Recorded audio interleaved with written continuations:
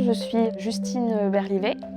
Je suis actuellement chargée de recherche à l'EREN, donc qui est l'équipe de recherche en épidémiologie nutritionnelle. Concernant mon parcours, j'ai commencé par une école d'ingénieur où je me suis spécialisée en nutrition. J'ai complété ma formation par un master 2 recherche en épidémiologie à l'université Sorbonne-Paris-Cité. Donc j'ai fini mon master 2 par un stage au sein de l'équipe Épicéa du CRES, qui est donc l'équipe d'épidémiologie des cancers de l'enfant et de l'adolescent. Et au sein de cette équipe, j'ai poursuivi par une thèse qui portait sur des expositions environnementales, donc aux radiations, et en lien avec l'incidence des leucémies aiguës et des tumeurs cérébrales chez l'enfant. Suite à cette thèse que j'ai soutenue en 2021, j'ai rejoint l'EREN, donc je suis revenue à des thématiques nutritionnelles pour un postdoc qui portait sur l'exposition alimentaire aux pesticides et le lien avec les variations de poids dans la population française. J'ai ensuite eu l'opportunité de présenter le concours de chargé de recherche à l'INRAE, qui est donc l'une des tutelles de l'équipe, et j'ai été admise.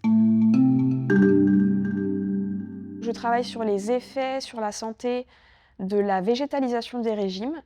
Donc la végétalisation des régimes, c'est le fait de se tourner plus vers des produits d'origine végétale que vers des produits d'origine animale, puisqu'il faut bien comprendre que même si on a a priori des effets positifs pour le climat et pour la santé de la végétalisation des régimes, ces régimes plus riches en produits végétaux peuvent conduire à une surexposition à certains contaminants alimentaires, donc, comme les pesticides et les mycotoxines. Donc, les mycotoxines, c'est des toxines produites par des champignons, donc des moisissures, qui peuvent avoir potentiellement des effets notamment cancérigènes et des effets de perturbation endocrinienne. Des équipes INRAE, donc notamment à Toulouse, qui travaillent sur de la toxicologie alimentaire et qui ont mis en évidence un surrisque de cancer colorectal chez le rat, en lien avec une exposition conjointe à une certaine forme de fer et l'exposition au déoxynivalénol, qui est donc une mycotoxine.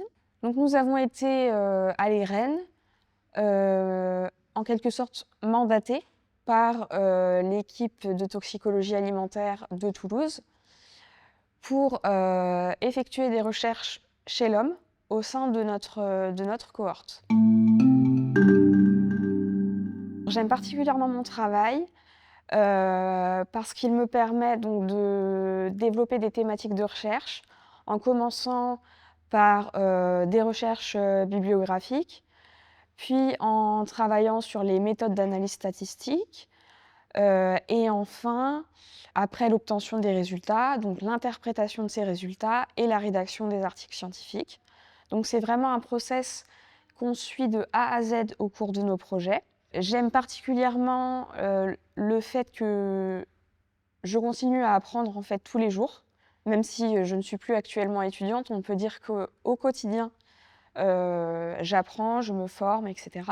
Et je tiens à remercier l'ensemble de mes différents encadrants qui m'ont soutenue au cours de ces différentes expériences et qui m'ont permis d'acquérir une bonne méthodologie de recherche et d'approfondir mes connaissances pour, j'espère, parvenir à effectuer mon métier de chercheur du mieux possible.